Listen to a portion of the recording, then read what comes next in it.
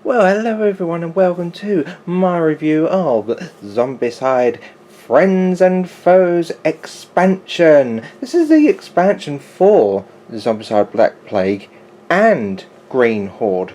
So that's intriguing. So let me delve right into this. We'll start off with the rulebook, shall we? And as we open it up, we have game components. Good old game components. I love them. Tells you what's in there and how much there should be in there. So as we keep turning the page, we have rules for the tainted walkers, which is in this expansion itself. This is the tainted walkers are practically like normal orc walkers. If you don't know what the orc walkers are, they're just like normal walkers. They die in one hit. They give you 1 experience point. They deal 2 damage.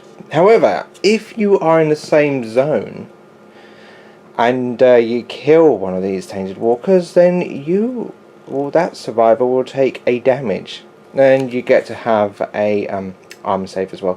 They also have the Horde as well. So if you're not familiar with the Horde rules, which is in the Green Horde core game box, they just as soon as you put one in, you put another tainted walker to the side, and that's for the Horde pool.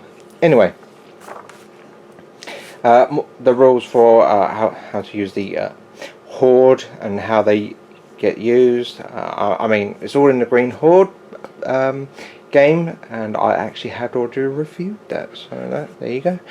We have the Tainted Abomination as well. It deals 3 damage. It's 3 damage to kill it, so 3 damage weapon or dragonfire. 5 experience points, and it also ignores armor rolls, just like every other abomination. The nasty thing is that if a survivor that kills the tainted abomination that is in their zone, well, then they're going to get a free single hit. Well, when I say free single hit, I mean free damage dealt to them with no armor roll as well, so that's very, very scary indeed. I actually turned over one of my first cards when I entered a room. Turn 1, opened the door, or smashed down the door, and boom, there it was, the Tainted Abomination. Had to run away like cray. Anyway, have the targeting priority order right here, giving you all of the, at this moment in time, all of the zombies and other kind of creatures, as it were. So yeah, you got Murder of Crows, which is an expansion. You've got Swarm of Rats, Dragon, the Zombie Wolves, etc. And it comes down to talking about the new tiles, which is Hedges and Waterhold, which is all in the Green Horde book, and of course the Speed enchantment. I like it when it's got it right here. It's like all bold and all that stuff. Survivors benefiting from the Speed enchantment just ignore the water hole effects, so of course you just keep moving fast. Anyway, then it comes down to the familiars. Familiars, very intriguing and kind of fun to use as well, actually. They kind of count as survivors. When I say kinda, I mean they are survivors. They die in 1 hit, and if that happens, then, well, the survivor that was controlling that familiar actually takes a damage in return. Kind of a shame that, but I think it kind of balances out. They don't have any armor. They have some skills that they have. They move with their handler, and each familiar has different kind of skills as well. And it's all in this book, really. And then we come down to the additional quests. Now then, additional quests when it comes down to this game. This is not, I repeat, this is not a proper full expansion for Green Horde, because there are some missions in here that's you have to have the Black Plague core box in order to enjoy all 10 missions. No, I mean quests, sorry. Missions are something completely different in a completely different game that's coming out later. But we're going to be talking about this one. So, the Zombicide Black Plague had a proper full-size expansion, which was the Wolfsburg expansion. That was just all 10 needing to use the Wolfsburg expansion and the Black Plague core game box. This one, you have to have the Black Plague in order to enjoy all 10. Otherwise, you're not going to be playing all 10. There are some quests that in here that's you can have just the Green Horde and the Friends and Foe, which is this one right here. I didn't actually count all of the quests there were for just those 2 game boxes, but some of them says that you'll have to have either the Black Plague and Friends and Foes, or Green Horde and Friends and Foes, or Black Plague and Green Horde with the Friends and Foe expansion. So that's a kind of a downer on this thing. Oh, well, it also can be kind of fun as well. I mean, it's always nice to include the Black Plague core box and the Green Horde core box, and also the Friends and Foe, to be all included into one from some additional quests. But still, at the same time, yeah, I think this would be probably nicer if they were just all just in one. So the Friends and Foe goes with Green Horde. But I'm not really going to be complaining, because I do actually have the Black Plague anyway, which I do enjoy. And right at the back, it's talking about the targets in priority again, so just for your reference. So this game comes with 5 tiles. Now, I did actually mention that the Wolfsburg expansion, that only came with 2 tiles, and that was only for the Black Plague. This, however, yeah, okay, it's not a complete standalone expansion for Green Horde. It is a standalone expansion for both Green Horde and Black Plague. I think this is why they've given you 5 tiles. That's actually really nice, and I do like these tiles. Oh, very, very much so. I mean, just wow. Very, very nice. I mean, ooh, look at that. It's kind of scary. Yeah. Very, very, very nice. Like I said, I'm certainly not going to complain with 5 new tiles. So here are the cards for the zombies, and well, they're just normal standard type cards. It's for the Tainted Walkers, Enter the Horde, and even Tainted Abominations. Yeah, you just don't want to hit the ones. There's one right at the top. That's a nice one to get, especially if you're not in red yet.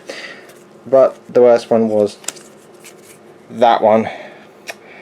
That was just the most horriblest card that I could have actually drawn turn 1.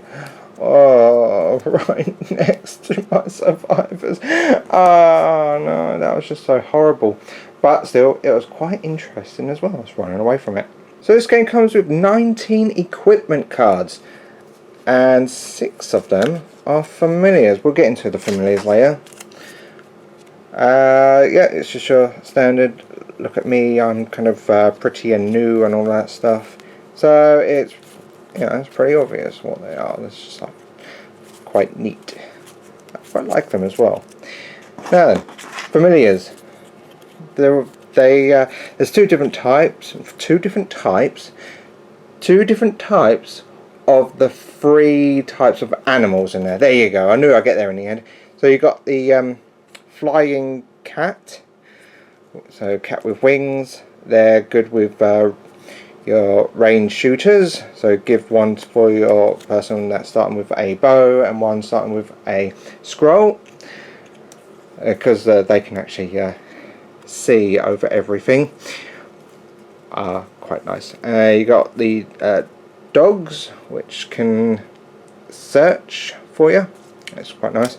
And you got the wolves, which just gives bonuses to attack.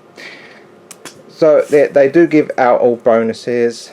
I mean, the dogs can give you an extra dice in melee. They can search as well for you. The wolves, they give out +2 dice in melee, so that's pretty nice.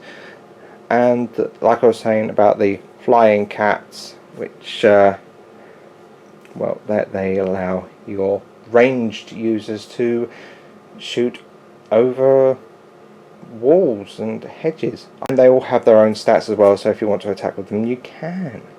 Now coming on to the zombie models themselves, the orc tainted walkers. We have 3 different types of these spiky little things. They can be a little bit sharp to pick up. I mean, seriously, even did this on the back. I mean, if the camera can focus a bit, I mean, that is a little bit too ouch when trying to move them.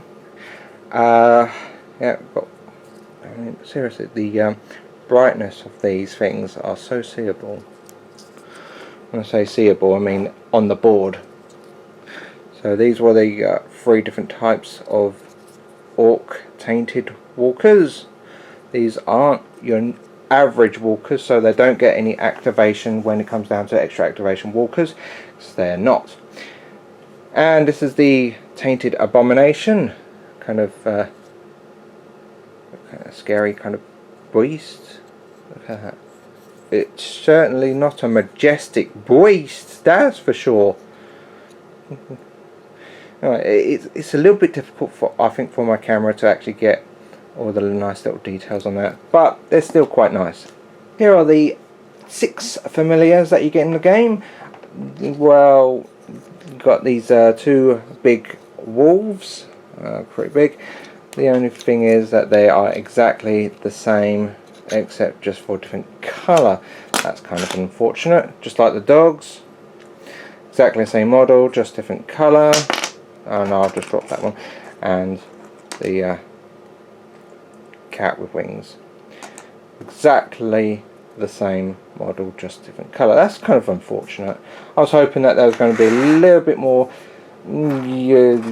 better than that. Just some slight details. Could have been nicer, one with a different pose, but no, never mind.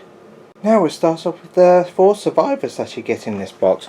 We'll start off with Cabral, and he starts the game with Shove, which I really do like using, and then he has either Barbarian or Bloodlust Melee.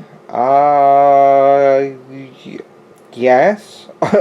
That's a good one. I'm not too sure which one would be better for because I mean, Barbarian is nice and all, but Bloodlust Melee, I think I'd go for Bloodlust Melee more than Barbarian. Let's see. +1 die melee. Well, who wouldn't want that? +1 free melee action. Okay, and +1 dice rolled melee. Ooh, good call. I think I might go for the +1 dice in melee. I mean, that's probably a little bit more useful than the +1 free melee action, especially when it comes down into the red zone.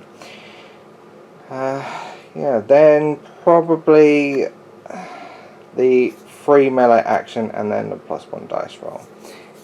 Somewhere in that order, but definitely go for that one first. So he can also have the heavy dagger in his body slot. Nice. This is the heavy dagger which he can have in his body slot. So another equipped melee weapon gains +1 die and damage 2. It's normally a naught range, of course, 1 dice, hits on the 4+ with the damage too. That's pretty nice. Here is Cabral in all of his orkiness. It's not bad. I think the pose is a little bit weird. Don't know why he's holding the axe all the way down there. It's a bit odd. If he was trying to swing the axe as well with his sword, then I think he needs to be moved a bit downwards. Well, you know, it's okay. It's fine. The next survivor we have is Solveig, and she starts off the game with Born Leader. So Born Leader allows one of your other survivors to get an extra activation. Well, not bad from straight away. Not bad at all. Orange, +1 free combat action. Not bad. Or either Brother in Arms, Ironhide. Ooh, in the orange as well. Although I think it should be Sister in Arms. Wow. As long as there's another survivor in her space, then she and everyone else gets Ironhide. As long as they're still in that same space as her. Not bad.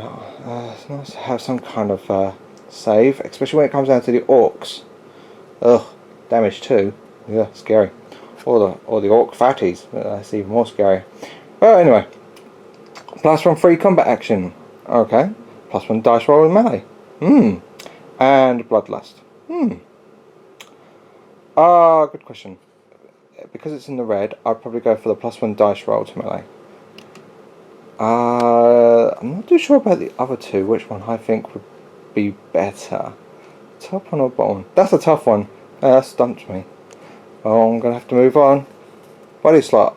What can she hold in there? The heavy sword. How nice. Just in case you don't know what the heavy sword does, this is what it does. Right, so, gain 1 dice if another equipped card is the heavy dagger. So, 2 dice. Hits them free with 1 damage. That's very nice. A very nice sword. Me like it. And this is Solveig, and she looks like she's trying to block some kind of rain going onto her head. It's a bit weird like that. Or she's trying to stretch. Okay, so the sword's out and all that. At least it's some kind of other different pose and all that. So that's something, but it just seems a bit odd. She's not about to swing her sword. Looks like a sword was resting, and it's so weird. What, it's going to like chop the zombie head with a shield?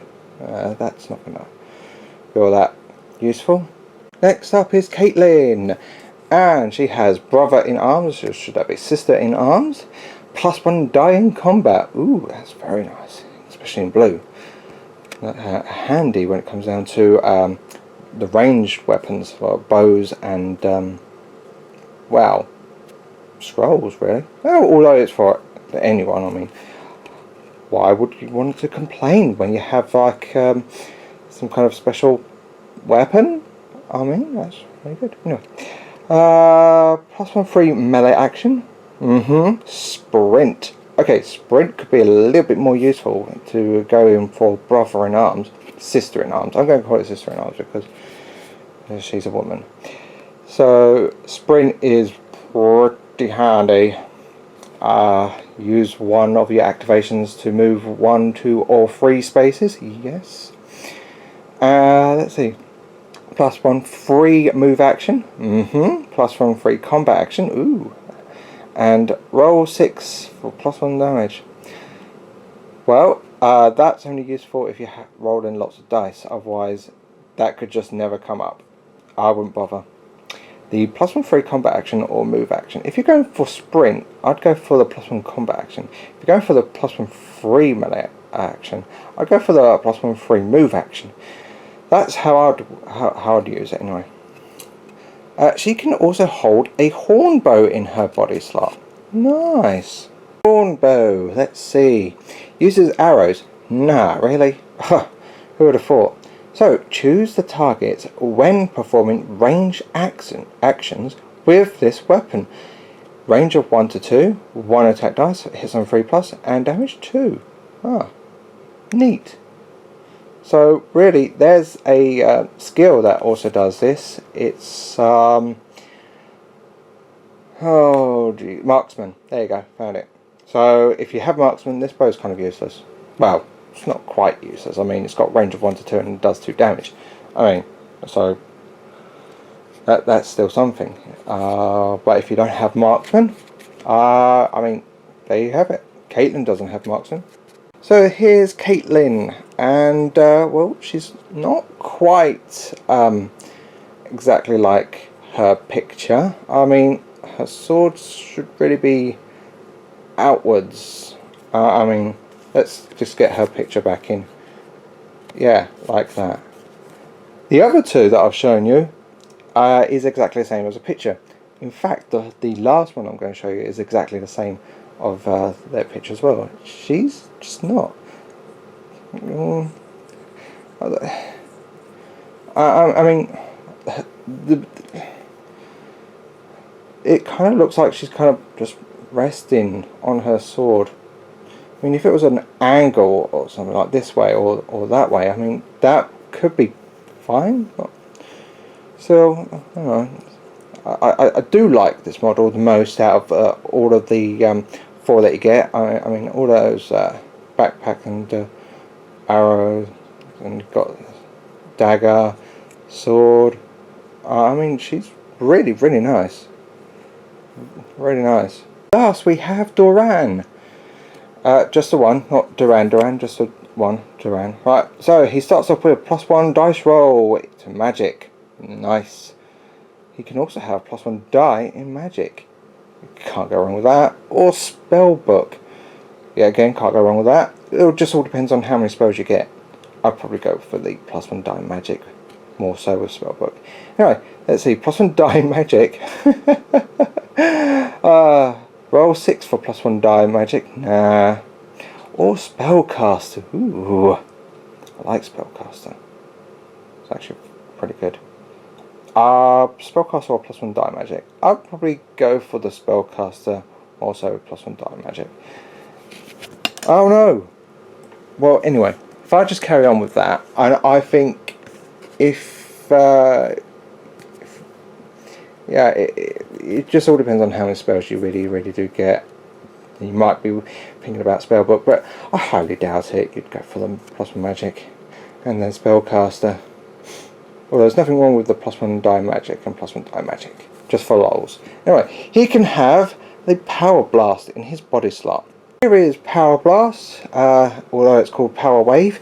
So one of them is a misprint, that's for sure. I can guarantee you that. When it means power blast, it will mean power wave. I would say Duran's power blast is actually power wave. So that's what it really means. So combat spell. Of course it's a combat spell. Add 1 die to another equipped combat spell. Ooh, that's quite nice. So range 0 to 1. 2 dice, hits on 4+, and with damage 1 spell. Nice. And here is Duran, all on his own. If you had 2 of them, then you have Duran. And that's probably the last pun I'm going to make. Yeah, you know, it's like, it's just typical looking type of wizard with a sword out. Yeah, I mean, it's all good. It's fine. Yeah. So there you have it. That was Zombicide, Friends and Foe expansion for Black Plague and Green Horde. What do I think of this? Well, I definitely like the inserts, that's for sure. It really puts the entire box in here really nicely done. I mean, the models fit in nicely, the tiles fit in nicely, the cards fit in nicely, the rulebook fits inside it, and that's really good. The only downside is that it's not a proper full expansion for Green Horde. That is the most unfortunate thing. And to utilise this fully, you really do need to have the Black Plague as well, which is, yeah, again, a shame. However, if all you only have is Black Plague and you're just umming and ahhing about the Green Horde, but you like the look of this because of familiars and new heroes and tiles, you can still get this. You just won't be able to play all 10 quests. And just like the same, if you have Green Horde but you don't have Black Plague and you still like the look of this, you will be able to play some of the quests, you just won't be able to play all of them. But if you have both Green Horde and Black Plague, you're going to have a blast with this, because there's just all like mix and match with all tiles, and it just seems so like new and old at the same time. It's really nice. Well, anyway, so what do I think of this? Really, what do I think? I mean, I've already said the downside. I mean, some of the Survivor miniatures just could look a bit more better, I guess, but still, anyway. If this was just a full-on expansion for Green Horde, then that would be really good. Because I'm thinking of everyone who has either Green Horde or Black Plague. This is what I'm trying to think of, because everyone else that has both, you're gonna love it. I think I'm gonna have to, because it's a penalty for you need to have both to enjoy all 10. I'm gonna have to give this a 6 out of 5 out of 10, which is a bit, don't get me wrong, I like this and all, but trying to deal with that A-bomb turn 1 straight away right next to you, where you can't really deal with it and it will just kill your survivors no matter what, you have to run away and trying to complete things. It's just a nightmare. Oh well, never mind. A challenge is a challenge. I'll accept all challenges. Well, anyway, that's all I have, so thank you very much for today. Bye.